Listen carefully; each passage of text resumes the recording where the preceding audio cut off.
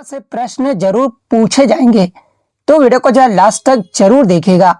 और आपसे रिक्वेस्ट करता हूँ, अभी तक आपने मेरे चैनल को अगर सब्सक्राइब नहीं किया है तो रेलवे एग्जाम से रिलेटेड पर्पल की अपडेट के लिए जो है चैनल को सब्सक्राइब जरूर कर दीजिएगा। और बगल में ही आपको एक बेल आइकन यानी घंटे का निशान भी दिख रहा होगा, तो आप उसमें जो है जरूर प्रेस कर दीजिएगा। तो चलिए वीडियो को स्टार्ट करते हैं।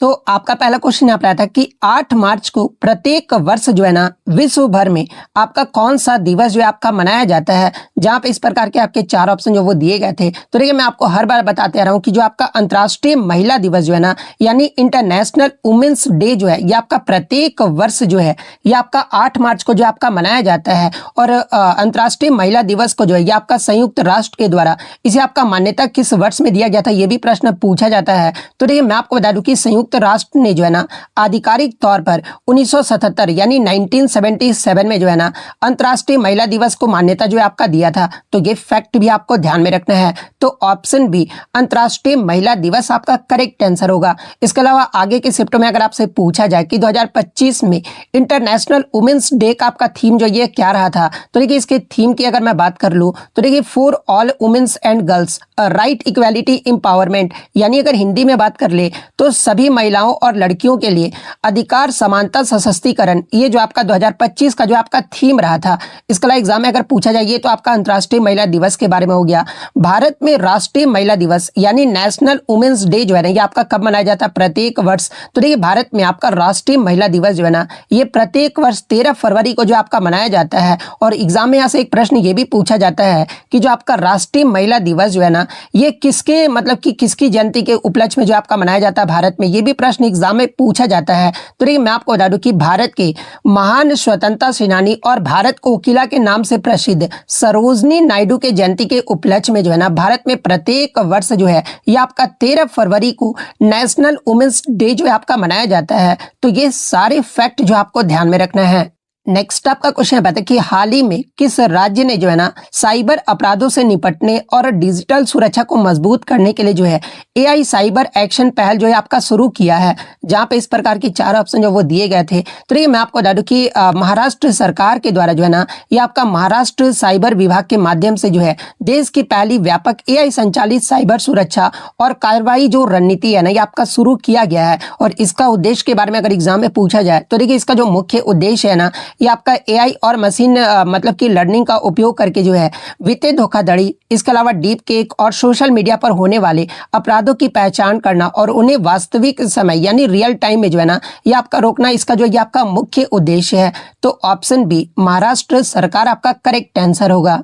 नेक्स्ट क्वेश्चन आपका बताता है कि निम्नलिखित में से कौन सा खेल जो है ना लॉरियस विश्व खेल पुरस्कारों की मुख्य व्यक्तिगत पुरस्कार श्रेणी में जो है आमतौर पर आपका शामिल नहीं किया जाता है, बल्कि एक आपका व्यापक खेल पुरस्कार है जिसमें विशिष्ट श्रेणियों में जो है ना सभी खेल जो आपके शामिल होते हैं। जहाँ पे हूबहू जो ये आपके 4 ऑप्शन जो वो दिए गए थे, यानी प्रश्न पूछने का सिंपल सा मतलब ये था ना कि लॉरियस मतलब कि लॉरियस अवार्ड में किस खेल को आपका शामिल नहीं किया जाता है, ये आपसे जो वो पूछा गया था। तो देखिए मैं आपको बता दूं कि लॉरियस पुरस्कार जो है ना किसी एक मतलब कि एक खेल विशेष के लिए जो है आपका नहीं दिया जाता है। ये जो आपका मतलब कि सर्वश्रेष्ठ पुरुष खिलाड़ी और सर्वश्रेष्ठ महिला खिलाड़ी जैसी सार्वभौमिक श्रेणियों में जो है ना सभी खेलों के एथलीट को जो है आपका नामांकित जो आपका किया जाता है। इसमें अगर नामांकन की बात कर ले तो देखिए इन मुख्य श्रेणियों में आपका फुटबॉल हो गया, टेनिस, एथलेटिक्स, फार्मूला 1 रेस हो गया, बास्केटबॉल जैसे खेलों के खिलाड़ी अक्सर जो है ना इसमें जो है आपके नामांकित होते हैं। और क्रिकेट की स्थिति ऑप्शन में आपका दिया गया था क्रिकेट के बारे में।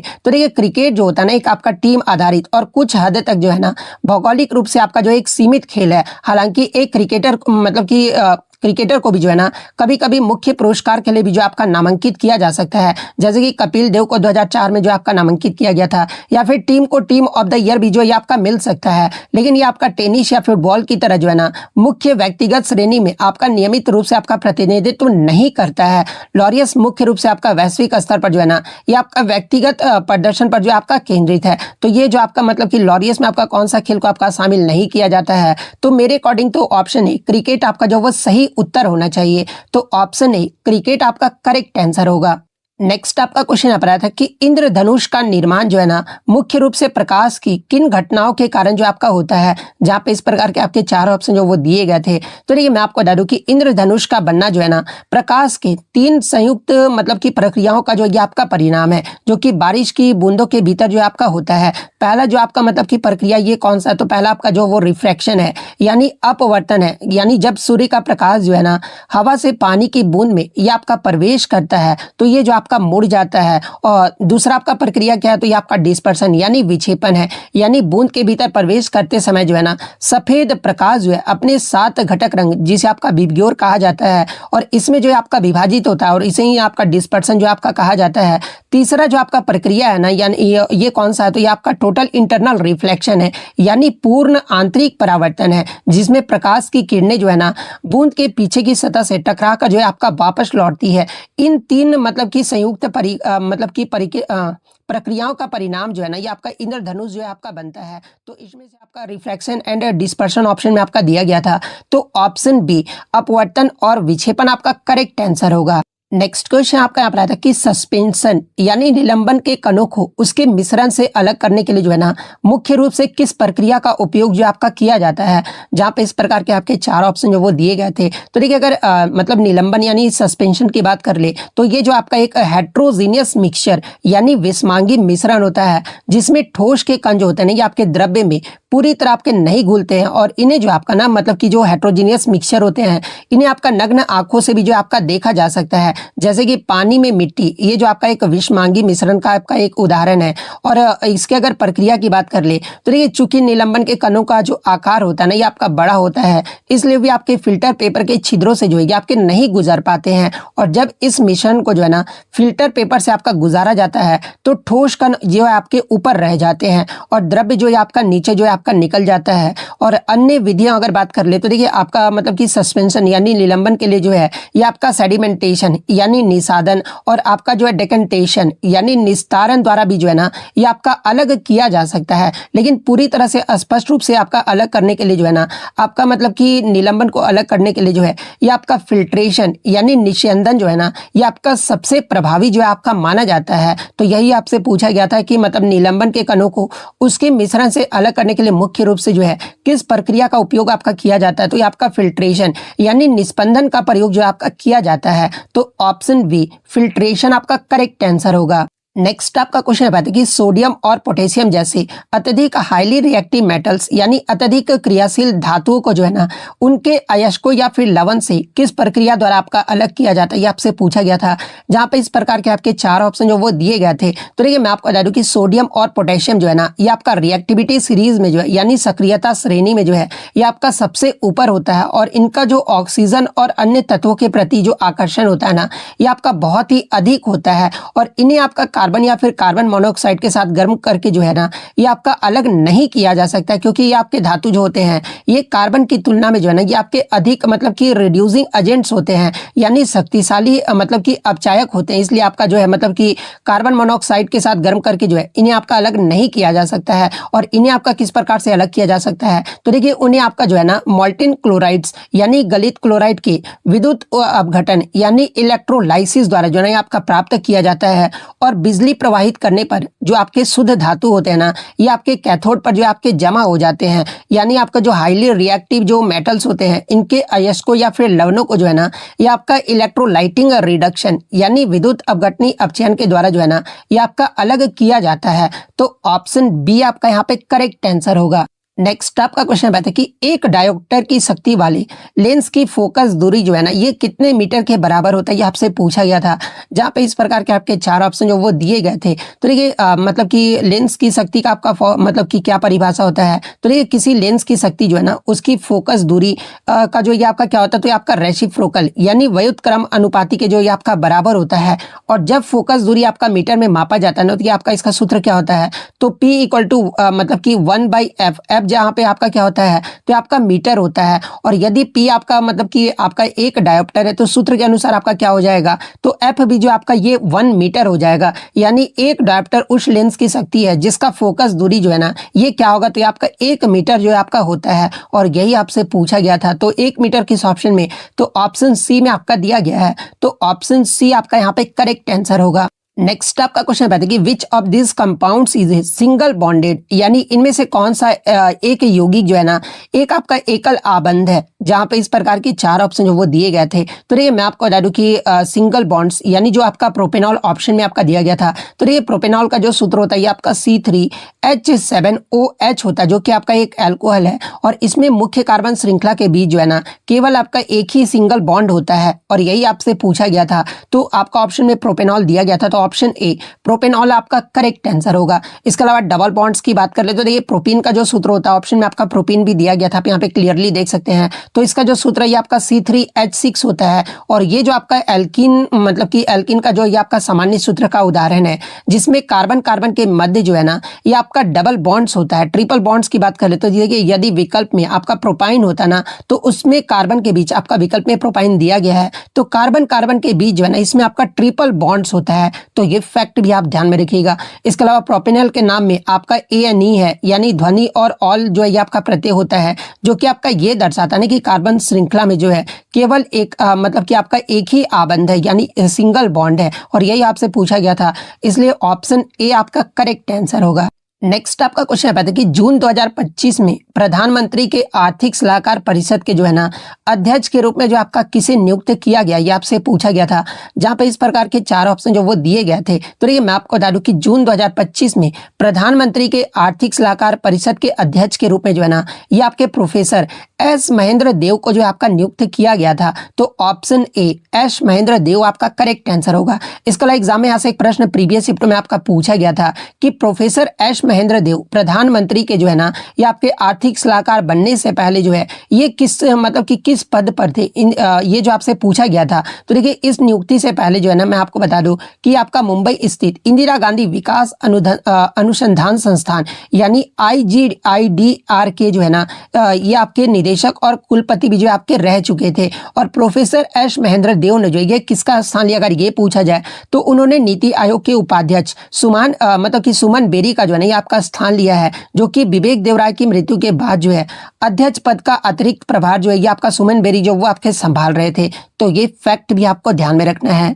नेक्स्ट आपका क्वेश्चन है कि पैरा ओलंपिक में भारत के लिए पहला स्वर्ण पदक जीतने वाले उस खिलाड़ी का नाम क्या है, जिन्हें वर्ष 2025 में जो है ना अर्जुन पुरस्कार लाइफ टाइम अचीवमेंट पुरस्कार से जो है आपका सम्मानित किया गया है, जहां पे इस प्रकार के 4 ऑप्शन जो वो दिए गए थे। तो देखिए मैं आपको बता दूं कि पैरा ओलंपिक में भारत के लिए जो पहला स्वर्ण पदक जीतने वाले जो आपके खिलाड़ी है ना ये आपके मुरलीकांत पेटकर है, और मुरलीकांत पेटकर को ही जो है ना ये आपका 2025 में जो है अर्जुन पुरस्कार में लाइफ टाइम अचीवमेंट से जो है आपका सम्मानित किया गया है। तो ऑप्शन बी मुरलीकांत पेटकर आपका करेक्ट आंसर होगा। इसके अलावा आगे की शिफ्ट में अगर आपसे पूछा जाए कि मुरलीकांत पेटकर ने जो है ना जो कि आपका पैरा ओलंपिक में भारत के लिए पहला स्वर्ण पदक जीते थे, इन्होंने किस पैरा ओलंपिक मतलब कि पैरा ओलंपिक में जो है ना ये आपका भारत के लिए पहला स्वर्ण पदक जो आपके जीते थे, तो इन्होंने 1972 का जो आपका हिंडलबर्ग पैरा ओलंपिक खेल हुआ था ना इसमें पैरा स्विमिंग के 50 मीटर फ्री स्टाइल में जो है ना ये भारत की तरफ से जो आपका स्वर्ण पदक जो आपके जीते थे। तो ये फैक्ट भी आपको ध्यान में रखना है।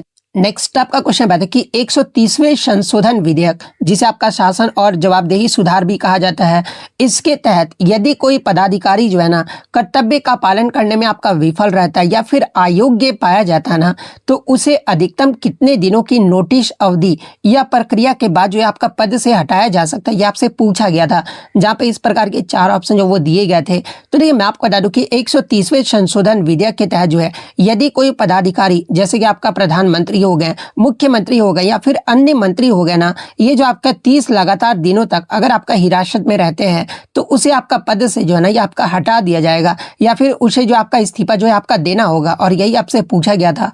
तो ऑप्शन ए 30 डेज आपका यहाँ पे करेक्ट आंसर होगा। इसके अलावा एग्जाम में यहाँ से एक प्रश्न पूछा जाता है ना कि 130वें संविधान संशोधन विधेयक में जो है कौन से अनुच्छेद में जो है ना मतलब कि आपका संशोधन जो आपका किया गया है, संशोधन का प्रस्ताव जो आपका किया गया है। तो देखिए 130वें संशोधन विधेयक के तहत जो है ना ये आपका अनुच्छेद 75, अनुच्छेद 164 और अनुच्छेद 239 डबल ए में जो है ये आपका संशोधन का प्रस्ताव जो है आपका किया गया है, जो कि आपका जो अनुच्छेद 75 है ये आपका केंद्रीय मंत्रिपरिषद से आपका संबंधित है। अनुच्छेद 164 ये आपका राज्य मंत्रिपरिषद से संबंधित है। अनुच्छेद 239 डबल ए जो है ना ये केंद्र शासित प्रदेशों के मंत्रियों से जो आपका संबंधित है। तो ये फैक्ट भी आपको ध्यान में रखना है। और इससे प्रीवियस शिफ्ट में आपका यहाँ पूछा गया था कि 130वें संविधान संशोधन विधेयक को जो है ना ये कब आपका लोकसभा में पेश किया गया था और किसके द्वारा आपका मतलब कि प्रस्तुत किया गया था। तो देखिए 130वां संशोधन विधेयक को जो है ना ये आपका 20 अगस्त 2025 को जो है ये आपका लोकसभा में केंद्रीय गृह मंत्री अमित शाह के द्वारा जो है ना ये आपका प्रस्तुत किया गया था। तो ये सारे फैक्ट जो आपको ध्यान में रखना है।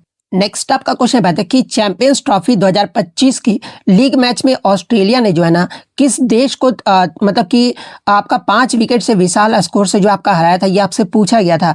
जहां पे इस प्रकार के आपके 4 ऑप्शन जो वो दिए गए थे। तो ये मैं आपको बता दूं कि चैंपियंस ट्रॉफी 2025 का जो लीग मैच है ना ये आपका ऑस्ट्रेलिया और इंग्लैंड के मध्य आपका जो है किस स्टेडियम में आपका खेला गया था। तो ये आपका पाकिस्तान के लाहौर के गद्दाफी स्टेडियम में जो आपका खेला गया था, जिसमें आपका रिकॉर्ड टारगेट चेज जो है ऑस्ट्रेलिया के द्वारा आपका किया गया था।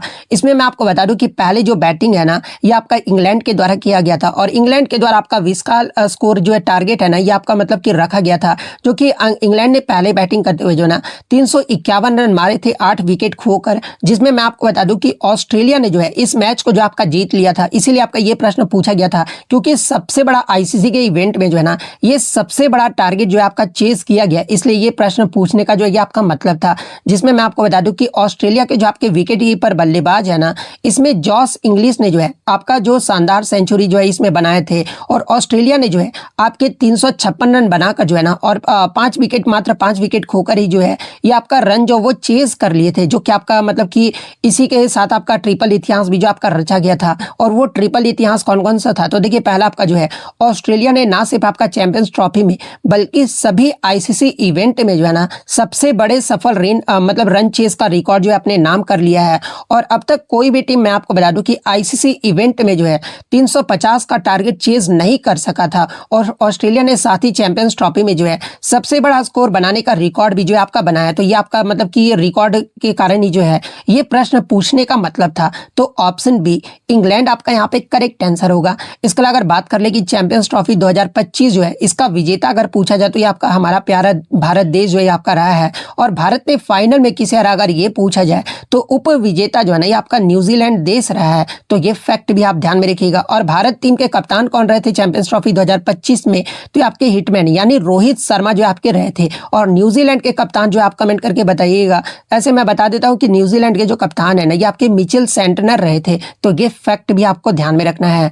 नेक्स्ट क्वेश्चन आपका बता था कि the magnitude of the beyond force depends on यानी उत्प्लावक बल का जो परिमाण है ना ये किस पर निर्भर करता है, ये आपसे पूछा गया था। जहां पे इस प्रकार के आपके हुबहू 4 ऑप्शन जो आपके दिए गए थे। तो ये मैं आपको बता दूं कि उत्प्लावक बल का जो परिमाण है ना यानी मैग्नीट्यूड ऑफ बियॉन्ड फोर्स जो है ये आपके डेंसिटी ऑफ द फ्लूइड यानी द्रव्य का घनत्व पर जो है ना ये आपका निर्भर जो है आपका करता है। तो द्रव्य का घनत्व ऑप्शन सी में आपका दिया गया है। तो ऑप्शन सी आपका यहाँ पे करेक्ट आंसर होगा। और देखिए मैं आपको बता दूं कि जब किसी वस्तु को आपका तरल में यानी लिक्विड में आपका डुबाया जाता है ना तो ऊपर की ओर आपका एक बल लगता है और इसे ही जो है ना ये आपका बियॉन्ड फोर्स यानी उत्प्लावक बल के रूप में जो है आपका परिभाषित किया जाता है। और वस्तु के शीर्ष की तुलना में वस्तु के तल पर दबाव जो होता है ना ये आपका सबसे अधिक होता है, क्योंकि दबाव मतलब कि दबाव जो है ये गहराई के साथ जो है आपका बढ़ता है। और वस्तु पर कार्य करने वाले इन बलों को ही जो है आपका उत्प्लावक बल जो है आपका कहा जाता है। तरल पदार्थ द्वारा डाला गया ऊपरी दबाव किसी तरल पदार्थ के घनत्व पर जो है ये आपका निर्भर करता है, जो कि मैंने क्वेश्चन में अभी आपका पूछा गया था यही वाला। उत्प्लावक बल का अगर सूत्र पूछा जाए तो ये F इक्वल टू क्या होता है, तो ये आपका रो जी भी होता है। जहाँ पे आपका जो मतलब ये आपका रो जो होता है ये आपका तरल पदार्थ का घनत्व होता है, इसलिए आपका डायरेक्टली प्रोपोर्शनल, इसीलिए इस पे आपका डिपेंड करता है। जी आपका ये गुरुत्वाकर्षण हो जाता है और भी जो होता है ना ये आपका विस्थापित द्रव्य का आयतन होता है। तो ये सारे फैक्ट जो आपको ध्यान में रखना है। नेक्स्ट क्वेश्चन आपका यहाँ पर था कि जुलाई 2025 में जो है ना भारत इसरो द्वारा लॉन्च किया गया प्रमुख पृथ्वी अवलोकन मिशन कौन सा, ये आपसे पूछा गया था, जहाँ पे इस प्रकार के आपके 4 ऑप्शन जो वो दिए गए थे। तो देखिए मैं आपको बता दूं कि जुलाई 2025 में इसरो और नासा की संयुक्त पृथ्वी अवलोकन मिशन, जिसका नाम आपका क्या था, तो ये आपका निसार था। और निसार को जो है ना ये आपका लॉन्च किया गया था, जो कि पृथ्वी की सतह की उच्च रिजोल्यूशन इमेज मतलब कि इमेजिंग जो है आपका करता है, और पर्यावरण व किसी कृषि पर नजर रखने के लिए जो है ना एक आपका महत्वपूर्ण भी है। और इसे आपका मतलब कि निसार को जो है ये आपका 30 जुलाई 2025 को जो है ना ये आपके GSLV F-16 द्वारा जो है ये आपका लॉन्च किया गया था। तो ऑप्शन बी निसार आपका करेक्ट आंसर होगा। और निसार का एग्जाम में अगर फुल फॉर्म पूछा जाए, निसार का फुल फॉर्म एग्जाम में अगर पूछा जाए तो आपका NASA ISRO synthetic aperture radar है। तो ये पॉइंट भी आप ध्यान में रखिएगा। और इसका विशेषता की अगर मैं बात कर लूँ तो देखिए ये जो आपका L बैंड और S बैंड रडार का उपयोग करने वाला जो है ये आपका पहला मिशन है जो बादलों और रात के दौरान भी जो है ना ये आपका डेटा जो आपका प्रदान करता है। तो ये पॉइंट भी आप ध्यान में रखिएगा। और देखिए ऑप्शन में आपका EOS-09 आपका दिया गया, तो यहाँ से आपका जो है ना NTPC यूजली लेवल में आपका एक क्वेश्चन पूछा गया था। क्वेश्चन ये पूछा गया था कि मई 2025 में लॉन्च किया गया इसरो का कौन सा मिशन जो है ना भारत की सभी मौसमों में जो है दिन और रात पृथ्वी अवलोकन क्षमता को बढ़ाने के उद्देश्य से है। यह आपका प्रश्न जो वो पूछा गया था। तो देखिए मैं आपको बता दूं कि ये जो आपका EOS-09 जो है ना जिसे आपका पृथ्वी अवलोकन उपग्रह के रूप में भी जो आपका जाना जाता है, और ये आपका भारत के सभी मौसमों में दिन और रात पृथ्वी अवलोकन क्षमताओं को बढ़ाने के लिए जो है ना ये आपका डिजाइन किया गया है। और इसे आपका इसरो द्वारा मई 2025 में आपका लॉन्च किया गया था। और EOS-09 का उद्देश्य अगर पूछा जाए, क्योंकि इससे पहले आपका जो है चंद्रयान 4 का आपका उद्देश्य पूछा गया था। तो देखिए EOS-09 का जो उद्देश्य है ना ये कृषि, वानिकी, आपदा प्रबंधन और शहरी नियोजन जैसे विभिन्न अनुप्रयोगों के लिए बेहतर इमेजिंग और निगरानी क्षमताएं जो है आपका प्रदान करना है। और ये जो आपका एक उन्नत मतलब कि सिंथेटिक एपर्चर रडार तकनीक का उपयोग करता है, जो बादलों के माध्यम से और रात के दौरान जो है ना भी इमेजिंग की अनुमति जो है आपका देता है। तो ये सारे फैक्ट जो आपको ध्यान में रखना है। नेक्स्ट क्वेश्चन आपका यहाँ पर आया था उल्लास यानी नव भारत साक्षरता कार्यक्रम के तहत जो है ना मिजोरम और गोवा के बाद जो है भारत का तीसरा पूर्ण साक्षर राज्य यानी थर्ड फुल्ली लिटरेट स्टेट जो है ना ये कौन सा बना, ये आपसे पूछा गया था, जहां पे इस प्रकार के आपके 4 ऑप्शन जो वो दिए गए थे। तो देखिए मैं आपको बता दूं कि 23 जून 2025 को, आप महीना भी याद रखिएगा, 23 जून 2025 को जो है ना त्रिपुरा को आपका उल्लास यानी नव भारत साक्षरता कार्यक्रम के तहत जो है ना आधिकारिक रूप से जो आपका तीसरा पूर्ण साक्षर राज्य जो आपका घोषित किया गया है। तो ऑप्शन बी त्रिपुरा आपका यहाँ पे करेक्ट आंसर होगा। उल्लास यानी नव भारत साक्षरता कार्यक्रम के तहत पहला राज्य अगर पूछा जाए कि कौन आपका पहला राज्य आपका फुल्ली लिटरेट स्टेट बना था, तो पहला जो राज्य आपका मिजोरम बना था, दूसरा आपका गोवा राज्य बना था, तीसरा आपका जो है त्रिपुरा जो कि आपका पूछा गया था, चौथा राज्य अगर पूछा जाए तो सितंबर 2025 में आपका हिमाचल प्रदेश बना है। और पहला अगर यूटी यानी केंद्र शासित प्रदेश के बारे में अगर पूछा जाए तो देखिए उल्लास योजना के तहत पहला जो आपका मतलब कि फुल्ली लिटरेट जो आपका केंद्र शासित प्रदेश बना है ना ये आपका लद्दाख बना है। तो ये सारे फैक्ट जो आपको ध्यान में रखना है। नेक्स्ट आपका क्वेश्चन है कि वर्ष 2025 में कुल कितने व्यक्तियों को जो है ना भारत के दूसरे सर्वोच्च नागरिक सम्मान पद्म विभूषण से जो आपका सम्मानित किया गया, ये आपसे पूछा गया था। तो देखिए मैं आपको पहले भी बताते आ रहा हूँ कि वर्ष 2025 में कुल आपके जो 139 व्यक्तियों को जो है ना ये आपका पद्म पुरस्कार से जो आपका सम्मानित किया गया है, जिसमें आपके 7 व्यक्तियों को पद्म विभूषण से, आपके 19 व्यक्तियों को जो है आपका पद्म भूषण से, और 113 व्यक्तियों को जो है ये आपका पद्मश्री अवार्ड से जो आपका सम्मानित किया गया है। और आज आपसे जो है पद्म विभूषण के बारे में पूछा गया था, जो कि आपके 7 व्यक्तियों को जो आपका सम्मानित किया गया है। तो ऑप्शन डी 7 आपका यहाँ पे करेक्ट आंसर होगा। नेक्स्ट आपका क्वेश्चन है कि पदार्थ की किस अवस्था में जो है ना कणों के बीच आकर्षण बल आप यानी आपका जो मतलब कि अट्रैक्शन जो फोर्स होता है ना ये सबसे कम यानी आपका जो है न्यूनतम होता है, ये आपसे पूछा गया था। तो देखिए मैं आपको बता दूं कि पदार्थ के जो आपका सबसे ज्यादा जो मतलब आकर्षण बल होता है ये आपका ठोस यानी सॉलिड में होता है, उसके बाद आपका लिक्विड यानी द्रव्य में होता है, उसके बाद आपका गैस यानी गैस में होता है। तो सबसे कम न्यूनतम किस में होता है, तो ये आपका गैस में होता है। सबसे ज्यादा अगर पूछा गया होगा तो ये आपका ठोस यानी सॉलिड में होता है। लेकिन क्वेश्चन के अकॉर्डिंग अगर बात करें तो सबसे कम जो होता है ये आपका गैस में होता है। तो ऑप्शन सी गैस आपका करेक्ट आंसर होगा। नेक्स्ट आपका क्वेश्चन है है कि the law of definite proportional primarily applies to which of the following यानी निश्चित अनुपात का जो नियम है ना ये मुख्य रूप से जो आपका किस पर लागू होता है, ये आपसे पूछा गया था, जहां पे इस प्रकार के आपके 4 ऑप्शन जो वो दिए गए थे। तो देखिए मैं आपको बता दूं कि निश्चित अनुपात का जो नियम है ना, ये आपका मुख्य रूप से जो है केमिकल कंपाउंड्स यानी आपका रासायनिक यौगिकों पर जो है आपका लागू होता है, जो कि आपका क्या बताता है, तो ये आपका ये बताता है ना कि किसी भी शुद्ध यौगिकों में जो है उसके घटक तत्वों का द्रव्यमान के अनुसार जो है अनुपात हमेशा जो है आपका स्थिर और आपका जो वो निश्चित रहता है, चाहे उसे किसी भी विधि या फिर किसी भी स्रोत से आपका प्राप्त किया गया हो। तो आपका जो मतलब कि ये जो है ना अनुपात जो है आपका हमेशा स्थिर और फिर आपका निश्चित रहता है। एग्जाम्पल के तौर पर अगर मैं आपको समझाना चाहूँ तो देखिए पानी यानी जिसका सूत्र आपका H2 होता है, यानी चाहे पानी नल का हो, नदी का हो, समुद्री जल का हो, इसमें हाइड्रोजन और ऑक्सीजन के परमाणुओं का जो अनुपात है ना, ये आपका 2:1 ही होता है और उनके द्रव्यमान का जो अनुपात होता है ना, ये आपका 1:8 हमेशा जो है ये आपका समान रहता है।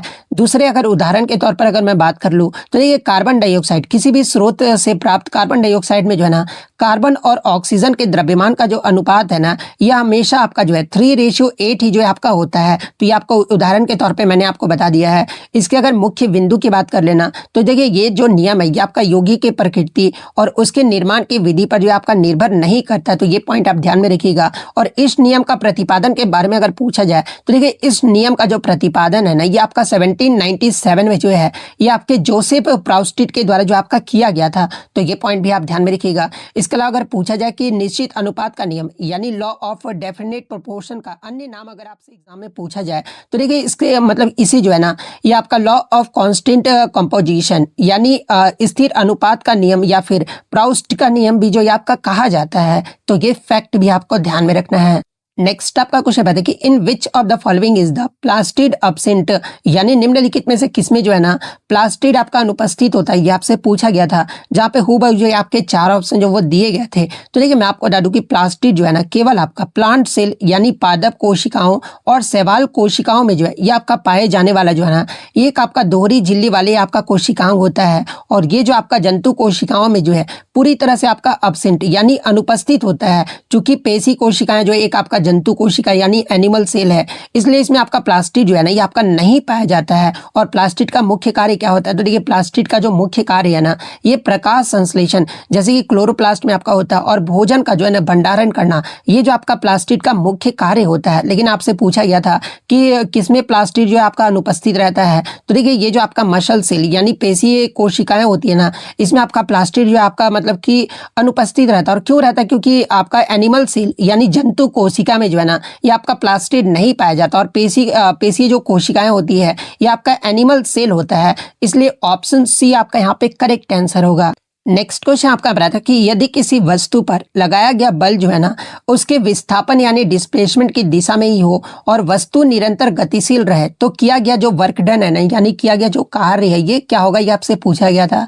जहाँ पे इस प्रकार के आपके 4 ऑप्शन जो वो दिए गए थे। तो देखिए मैं आपको बता दूं कि भौतिकी के अनुसार जो है ना कार्य का आपका परिमाण क्या होता है। तो देखिए कार्य का जो आपका सूत्र होता है ये आपका क्या होता है, तो W इक्वल टू जो है ये आपका F into S into cos theta होता है, जो कि आपका किस पर निर्भर करता है, मतलब कि कार्य का परिमाण। तो ये आपका बल और विस्थापन गुणनफल तथा उनके बीच के कोण पर जो है ना ये आपका निर्भर करता है। और यदि वस्तु आपका निरंतर गतिशील है और बल आपका विस्थापन की दिशा में ये आपका लग रहा है तो कोण जो होगा ये आपका क्या होगा, तो कोण जो है आपका मतलब कि थीटा का जो मान होगा ये आपका डिग्री मतलब 0 डिग्री होगा, क्योंकि आपका विस्थापन की दिशा में ही आपका कार्य कर रहा है। और चूंकि कोस 0 डिग्री का वैल्यू आपका क्या होता है, तो ये कॉस 0 डिग्री का जो मान होता है ये आपका 1 होता है। और 1 कहने का मतलब कि आपका धनात्मक होता है, इसलिए किया गया जो कार्य होगा ना ये आपका पॉजिटिव यानी धनात्मक होगा। तो ऑप्शन सी धनात्मक आपका करेक्ट आंसर होगा। ऋणात्मक या फिर आपका शून्य कब होगा अगर ये प्रश्न पूछा जाए, तो देखिए आपका ऋणात्मक कार्य तब होता है ना जब बल विस्थापन की विपरीत दिशा में लगे, जैसे कि आपका घर्षण बल होता है,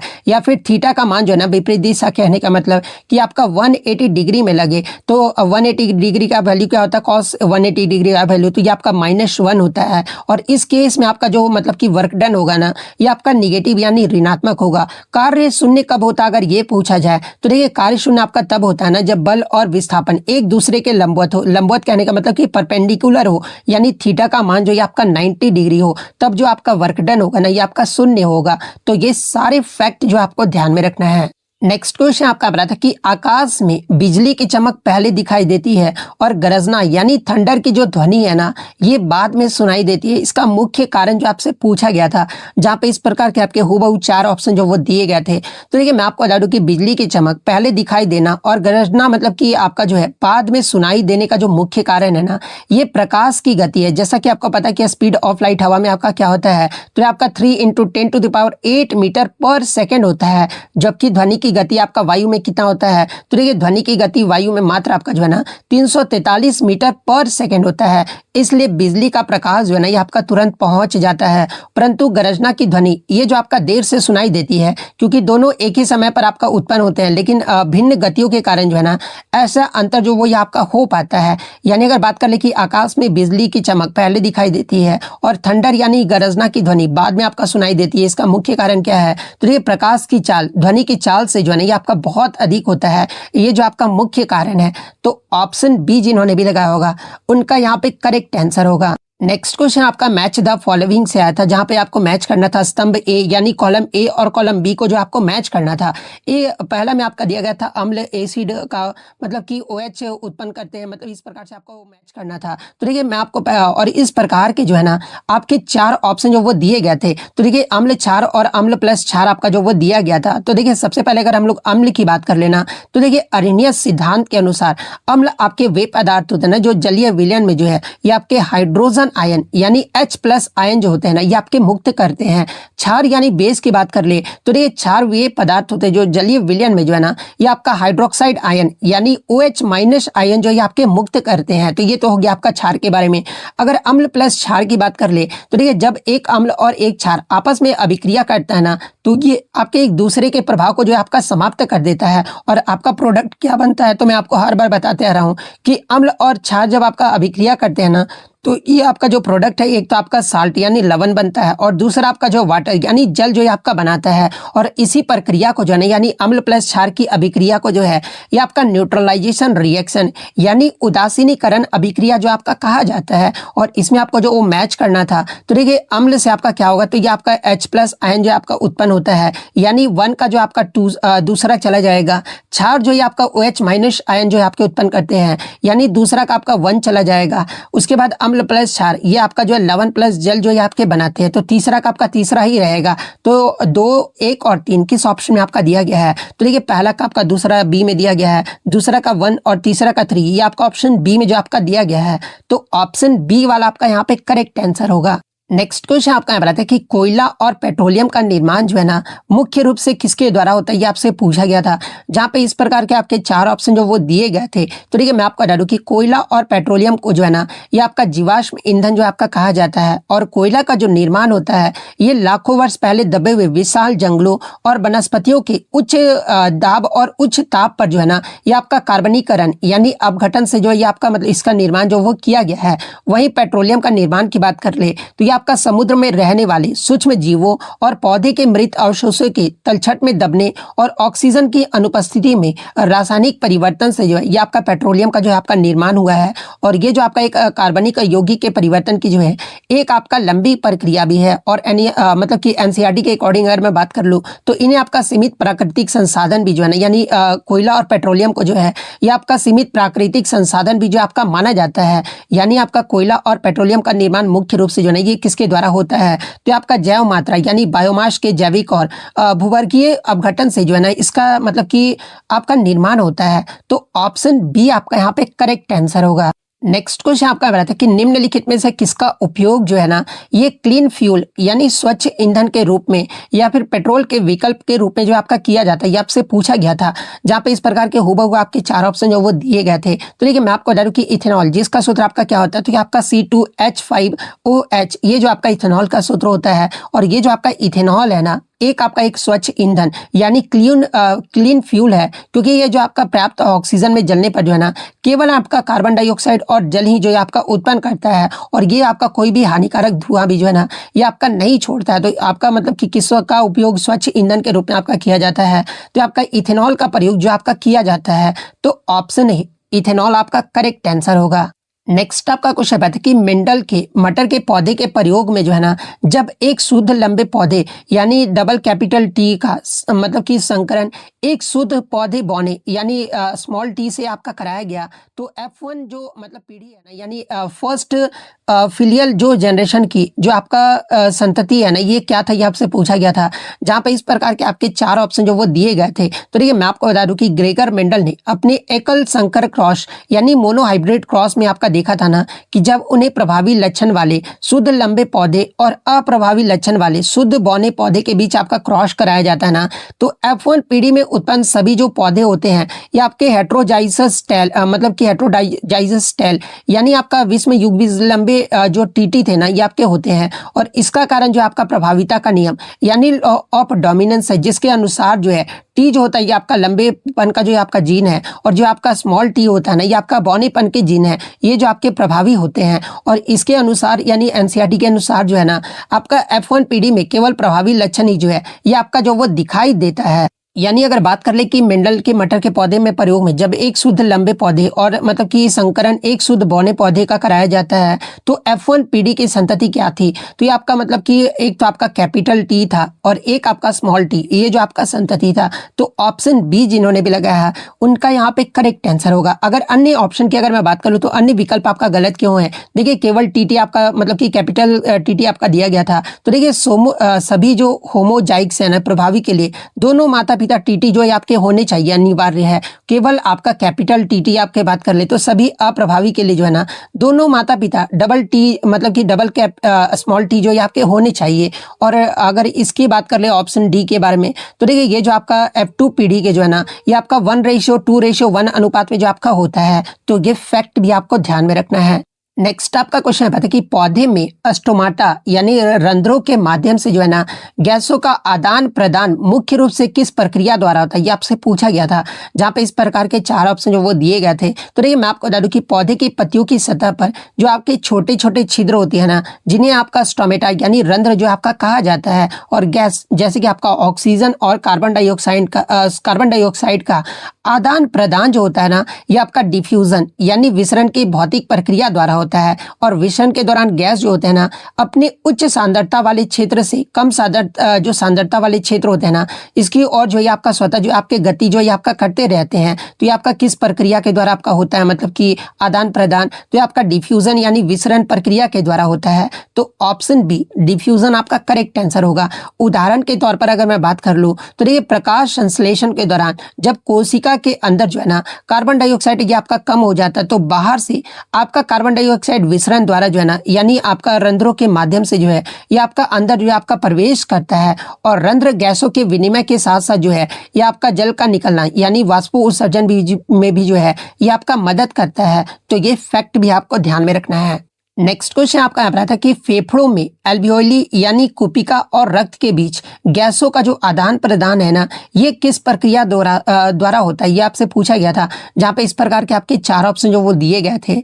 तो ये मैं आपको बता दूं कि एल्वियोली यानी कुपिका जो होता है ना, ये आपका फेफड़ों का जो है एक आपका कार्यात्मक इकाई है, जहां गैसों का आपका विनिमय होता है और इनकी दीवारें आपका बहुत ही पतला होता है। और रक्त वाहिकाएं जो होते हैं यानी जो कैपिलरीज होती है, इनके जाल से जो है आपका घिरा होता है। और गैसों का आदान प्रदान जो होता है ना, ये आपका सिंपल डिफ्यूजन यानी सरल विसरण की प्रक्रिया के द्वारा होता है, जो कि आपका कंसंट्रेशन ग्रेडियंट यानी मतलब कि सांद्रता प्रवणता पर जो है ये आपका आधारित होता है। और कुपिका में ऑक्सीजन का जो दबाव होता है ना, ये आपका अधिक होता है, इसलिए भी आपका रक्त में जो आपका चला जाता है। जबकि रक्त में कार्बन डाइऑक्साइड का जो दबाव होता है ये आपका अधिक होने के कारण जो है ना ये आपका कुपिका में ही जो ये आपका आ जाता है। यानी अगर बात करें क्वेश्चन के अकॉर्डिंग कि फेफड़ों में कुपिका और रक्त के बीच गैसों का आदान प्रदान किस प्रक्रिया के द्वारा होता है, तो ये आपका सिंपल डिफ्यूजन यानी सरल विसरण के माध्यम से होता है। तो ऑप्शन सी आपका यहाँ पे करेक्ट आंसर होगा। नेक्स्ट आपका क्वेश्चन है कि what is the microscopic gap और स्पेस बिटवीन 2 न्यूरॉन्स कॉल्ड, यानी 2 न्यूरॉन्स यानी तंत्रिका कोशिकाओं के बीच की जो है ना सूक्ष्म रिक्त स्थान या फिर गैप को क्या कहा जाता है, ये आपसे पूछा गया था। जहाँ पे इस प्रकार के 4 ऑप्शन जो वो दिए गए थे। तो देखिए मैं आपको बता दूं कि तंत्रिका कोशिकाओं के बीच के सूक्ष्म रिक्त स्थान या फिर गैप को जो है ना ये आपका सिनेप्स जो आपका कहा जाता है, या फिर आपका सिनेप्टिक क्लेफ्ट जो है आपका कहा जाता है, जो कि तंत्रिका आवेग यानी नर्व इम्पल्स को जो है ना एक न्यूरॉन से दूसरे न्यूरॉन्स तक जो है पहुंचाने का जो ये आपका स्थान है, जहां पर आपका न्यूरोट्रांसमीटर नामक रसायन सूचना का जो है ये आपका संचार भी जो है आपका किया जाता है। तो ऑप्शन सी सिनेप्स आपका यहाँ पे करेक्ट आंसर होगा। नेक्स्ट क्वेश्चन आपका आ रहा था कि निम्नलिखित कथनों पर विचार कीजिए और बताइए कि कौन सा कथन जो है ना आपका सही दिया गया, जहां पे दो स्टेटमेंट आपके दिए गए थे। पहला स्टेटमेंट आपका यहाँ पर दिया गया था ना कि अधिकांश जो पौधे होते हैं ये आपका सेक्सुअल रिप्रोडक्शन यानी लैंगिक जनन जो आपके करते हैं।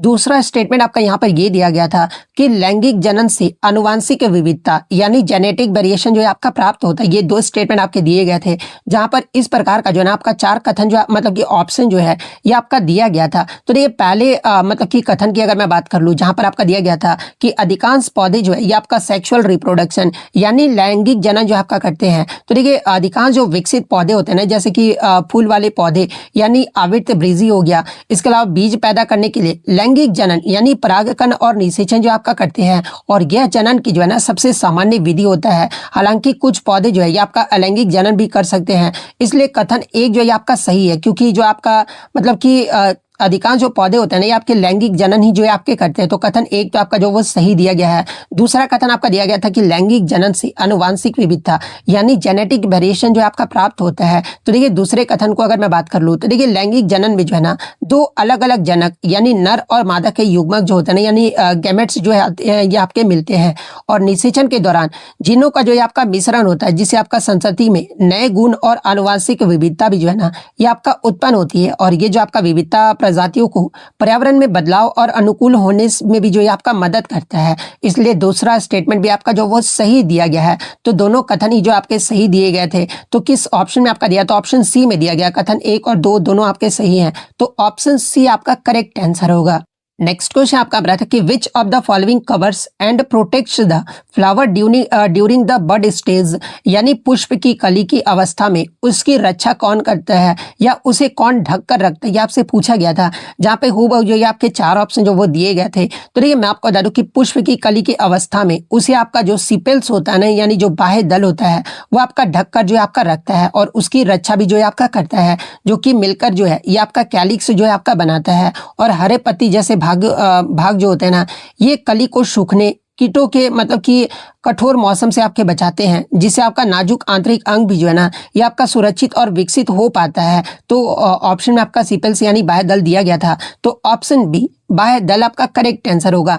अन्य ऑप्शन के अकॉर्डिंग अगर मैं बात कर लूँ अन्य ऑप्शन का क्या क्या कार्य है, तो देखिए ये जो आपका वर्तिकाग्र होता है ना ये पराग ग्रहण करने वाला स्त्री केसर का ऊपरी भाग होता है। पुंकेसर की बात कर ले तो ये आपका एक नर जननांग होता है जो कि पराग उत्पन्न करता है, और स्त्री केसर की बात कर ले तो ये आपका एक मादा जननांग होता है जो कि आपका बीजांड बनाता है। तो ये फैक्ट भी आपको ध्यान में रखना है।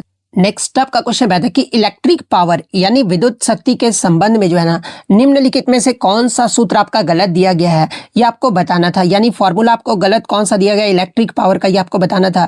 जहाँ पे ये आपके चार मतलब कि हूबहू ऑप्शन जो है ना आपके दिए गए थे। तो देखिए पहले ऑप्शन के अकॉर्डिंग अगर मैं बात कर लूँ तो देखिए विद्युत शक्ति का आपका मतलब कि परिभाषा क्या होता है, तो देखिए विद्युत शक्ति जो है ना आपका वह दर होता है जिस पर विद्युत ऊर्जा जो है किसी परिपथ में आपका खर्च होता है, और इसे सही मतलब कि गणितीय रूप में आपका किस प्रकार से आपका दर्शाया जाता है। तो देखिए P इक्वल टू वी आई पहला आपका दिया गया था, तो P इक्वल टू वी आई शक्ति वोल्टेज और धारा का ये आपका गुणनफल होता है। तो ये तो आपका सही सूत्र आपका दिया गया है। सेकंड सूत्र आपका P equal to I square R जो आपका दिया गया था। तो देखिए इसको हम लोग कैसे सॉल्व करेंगे, तो P इक्वल टू भी आपका ओम्स लॉ क्या होता है, तो V equal to I R होता है। तो इसका उपयोग करके जो है ये सूत्र आपका इजिली निकाला जा सकता है। ये भी दूसरा सूत्र भी जो है ये आपका विद्युत शक्ति का आपका सही सूत्र दिया गया है।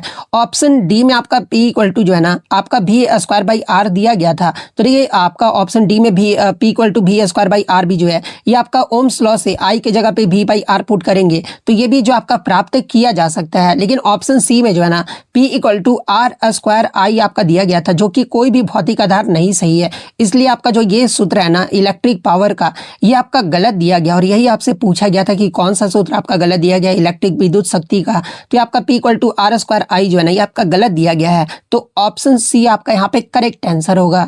नेक्स्ट क्वेश्चन आपका बता था कि एक सामान्य खाद्य श्रृंखला में जो है ना निम्नलिखित में से किस जीव के पास जो है उपलब्ध ऊर्जा की मात्रा सबसे कम होती है, ये आपसे पूछा गया था। जहां पे इस प्रकार के आपके 4 ऑप्शन जो वो दिए गए थे। तो देखिए मैं आपको बता दूं कि एक पारिस्थितिकी तंत्र में ऊर्जा का प्रभाव जो होता है ना, एक आपका एक दिशीय होता है, और ये जो आपका खाद्य श्रृंखला के साथ जो है ना एक पोषी स्तर यानी ट्रॉपिक लेवल से जो है ना दूसरे पोषी स्तर तक जो है आपका घटता जाता है, और इसमें मात्र आपका 10% ऊर्जा नियम ही जो है ना, मतलब कि इसे ही जो है ये आपका 10% ऊर्जा नियम जो है आपका कहा जाता है। और प्रत्येक स्तर पर मैं आपको बता दूं कि केवल लगभग आपका 10% ऊर्जा ही जो है अगले स्तर तक जो है ये आपका स्थानांतरित होता है। ये प्रश्न आपका प्रीवियस शिफ्ट में आपका पूछा भी गया था कि कितने % ऊर्जा जो है अगले स्तर तक आपका स्थानांतरित होता है। तो ये मात्र आपका जो है 10% ऊर्जा ही जो है ना अगले स्तर तक जो है आपका स्थानांतरित होता है, और बाकी जो ऊर्जा होते हैं ना ये जीवन प्रक्रियाओं यानी श्वसन गति में उपयोग जो है आपका हो जाता है, या फिर ऊष्मा के रूप में जो है ये आपका पर्यावरण में जो आपका चला जाता है। ऑप्शन में आपका घास दिया गया था, तो देखिए घास जो है आपका उत्पादक है, और इसके पास आपका सबसे अधिक जो है ना ये आपका ऊर्जा होता है। टिड्डा आपका ऑप्शन में दिया गया था, तो टिड्डा जो ये आपका एक प्राथमिक उपभोक्ता है जो कि आपका 10% जो है इसमें आपका मिलता है। इसके अलावा मेढक की बात करें तो ये आपका एक द्वितीय उपभोक्ता है, और कम जो है इसमें आपको जो वो देखने को मिलता है। एक ऑप्शन में आपका सांप दिया गया था जो कि आपका तृतीय उपभोक्ता है, और इसके पास इस श्रृंखला में जो है ना आपका उपलब्ध सबसे कम ऊर्जा होगा, क्योंकि आपका खाद्य श्रृंखला की जो है ये आपका शीर्ष पर होता है, इसलिए इसमें सबसे कम ऊर्जा जो वो देखने को मिलेगा। तो यही आपसे पूछा गया था कि सबसे कम जो आपका मतलब कि एक सामान्य खाद्य श्रृंखला में किसमें जीव के पास उपलब्ध ऊर्जा की मात्रा सबसे कम होगी, तो आपका स्नेक यानी सांप में होगा, और सबसे अधिक किस में होगा, तो आपका घास में होगा। तो ऑप्शन डी सांप आपका यहाँ पे करेक्ट आंसर होगा। नेक्स्ट क्वेश्चन आपका बता था कि आंकड़ों के अनुसार भारत किस देश को पीछे छोड़कर जो है ना दुनिया का दूसरा सबसे बड़ा चाय निर्यातक यानी सेकंड लार्जेस्ट टी एक्सपोर्टर देश जो है ना ये आपका बन गया। ये आपसे पूछा गया था, यहाँ पर निर्यातक के बारे में पूछा गया है, ना कि आपका उत्पादक के बारे में पूछा गया। तो इसलिए आपको मैं बता दूं कि क्वेश्चन में आपका निर्यातक पूछा गया था, जहाँ पे इस प्रकार के आपके 4 ऑप्शन जो वो दिए गए थे। तो देखिए मैं आपको बता दूं कि आंकड़ों के अनुसार भारत ने श्रीलंका को पीछे छोड़कर जो है ना 2024 में दुनिया का दूसरा सबसे बड़ा चाय निर्यातक यानी सेकंड लार्जेस्ट टी एक्सपोर्टर देश जो ये आपका बन गया है, जहां उसने 55 मिलियन किलोग्राम चाय का निर्यात किया है। और मतलब कि पहले स्थान पे कौन सा आपका सबसे बड़ा निर्यातक देश बना रहा है, तो ये आपका केनिया जो है ना ये आपका शीर्ष स्थान पर जो आपका बना रहा है। लेकिन भारत ने किसे पछाड़कर मतलब कि दूसरा सबसे बड़ा चाय निर्यातक देश बना है, तो ये आपका श्रीलंका को पछाड़कर जो है ना ये आपका बना है। तो ऑप्शन सी श्रीलंका आपका यहाँ पे करेक्ट आंसर होगा। अन्य विकल्प की बात कर ले तो पहले स्थान पे तो आपका केनिया देश जो है आपका बना हुआ है। चीन की बात कर ले तो देखिए चाय उत्पादक में चीन जो है ना ये आपका मतलब कि पहले स्थान पर है, लेकिन यहाँ पर आपका निर्यात के बारे में पूछा गया था ना कि उत्पाद के बारे में। तो उत्पादक में चीन तो आपका पहले स्थान पे है, भारत आपका दूसरे स्थान पे है। इसके अलावा वियतनाम की बात कर ले तो आपका प्रमुख निर्यातक देश है, लेकिन भारत ने श्रीलंका को ही जो है ना ये आपका पीछे जो वो आपका किया है। नेक्स्ट क्वेश्चन आपका बता था कि स्वच्छ वायु सर्वेक्षण 2025 के रिपोर्ट और अन्य वायु गुणवत्ता विश्लेषणों के अनुसार जो है ना वर्ष 2025 में PM 2.5 सांद्रता के तहत भारत का सबसे प्रदूषित शहर कौन सा रहा, ये आपसे पूछा गया था। तो देखिए मैं आपको बता दूं कि CREA यानी centre for research on energy and clean air की जो नवंबर 2025 में जो आपका रिपोर्ट आया था ना, इसके अकॉर्डिंग दिल्ली NCR क्षेत्र का जो गाजियाबाद शहर है ना ये भारत में PM 2.5 के तहत सबसे प्रदूषित शहर जो है आपका रहा है, जो कि आपका यही आपसे शायद पूछा गया था। तो ऑप्शन बी गाजियाबाद शहर आपका करेक्ट आंसर होगा। हालांकि मैं आपको बता दूं कि जनवरी 2025 में भी जो आपका एक रिपोर्ट आया था उसमें आपका असम का जो बर्निहाट जो आपका शहर है ना ये आपका जो वो सबसे प्रदूषित शहर जो आपका माना गया था। तो अगर महीना में अगर जनवरी ऑप्शन में आपका मतलब कि क्वेश्चन में दिया गया होगा तो असम का बर्निहाट आपका करेक्ट आंसर होगा। हो सकता है कि नवंबर वाला ही आपसे पूछा गया है, तो गाजियाबाद आपका यहाँ पे करेक्ट आंसर होगा। तो ये फैक्ट भी आपको ध्यान में रखना है। नेक्स्ट क्वेश्चन आपका बता था कि जनवरी 2025 में आयोजित 18वें प्रवासी भारतीय दिवस सम्मेलन के मुख्य अतिथि जो है ना ये आपके कौन रहे थे, आपसे पूछा गया था। जहां पे खूब जो है आपके 4 ऑप्शन जो वो दिए गए थे। तो ये मैं आपको बता दूं कि जनवरी 2025 में आयोजित जो आपका 18वां प्रवासी भारतीय दिवस आपका मनाया गया था, और इस सम्मेलन में मुख्य अतिथि जो है ना ये आपके त्रिनिदाद और टोबैगो गणराज्य की राष्ट्रपति महामहिम क्रिस्टीन कार्लो कंगालो कंगालू जो है ना, ये आपके मुख्य अतिथि जो है आपके रहे थे, जिन्होंने मतलब कि ये आपके सम्मेलन को जो है ये आपका वर्चुअली जो है आपका संबोधित किया था। जबकि युवा जो आपके पीबीडी के मुख्य अतिथि जो है ना, ये आपके डॉक्टर देव प्रयाग मतलब कि प्रगट भी जो है ये आपके मुख्य अतिथि जो है आपके रहे थे। तो ऑप्शन में आपका क्रिस्टिन कार्ला कंगालू आपका दिया गया था। तो ऑप्शन बी आपका यहाँ पे करेक्ट आंसर होगा। इसके अलावा बात कर ले कि 18वें प्रवासी भारतीय दिवस 2025 का जो आयोजन है ये कब से कब तक किया गया था, तो आपका 8 से 10 जनवरी 2025 तक जो आपका किया गया था। और कहाँ पर, तो आपका भुवनेश्वर उड़ीसा में जो आपका किया गया था। और इसका थीम अगर पूछा जाए कि क्या रहा था, तो इसका जो थीम है ना, ये contribution of Indian diaspora in building development India, यानी अगर हिंदी में बात कर ले तो विकसित भारत में प्रवासी भारतीय का योगदान, ये आपका 2025 का थीम रहा था। तो ये फैक्ट भी आपको ध्यान में रखना है। नेक्स्ट क्वेश्चन आपका अपना था कि स्वच्छ सर्वेक्षण 2024 का रिपोर्ट और आपका पुरस्कार वितरण समारोह 2025 के जो है ना किस महीने में आपका आयोजित किया गया था। इसलिए मैं बोलता हूं कि टीसीएस आपका महीना भी पूछता है, इसलिए मैं जो फैक्ट्स बताता हूं ना आप उसे जरूर कवर कीजिएगा, क्योंकि मुझे 6 साल का एक्सपीरियंस है एग्जाम एनालिसिस करने का। तो इतना तो आप मेरे पे ट्रस्ट कर सकते हो कि मैं जो भी आपको बताऊंगा ना आपके लिए बिल्कुल बेनिफिशियल होगा। तो ये क्वेश्चन मैं पहले भी आपको बता चुका था कि जो आपका स्वच्छ सर्वेक्षण 2024 का जो ये आपका 9वां संस्करण रहा था, जिसमें स्वच्छ सर्वेक्षण 2024-25 के पुरस्कार समारोह का जो आयोजन है ना, ये आपका आवासन और शहरी कार्य मंत्रालय द्वारा जो इसका आयोजन जो आपका किया गया था, जिसमें भारत के राष्ट्रपति श्रीमती द्रौपदी मुर्मू ने जो है ना 17 जुलाई 2025 को जो है नई दिल्ली में विजेताओं को जो ये आपका प्रतिष्ठित पुरस्कार जो आपका प्रदान किए थे।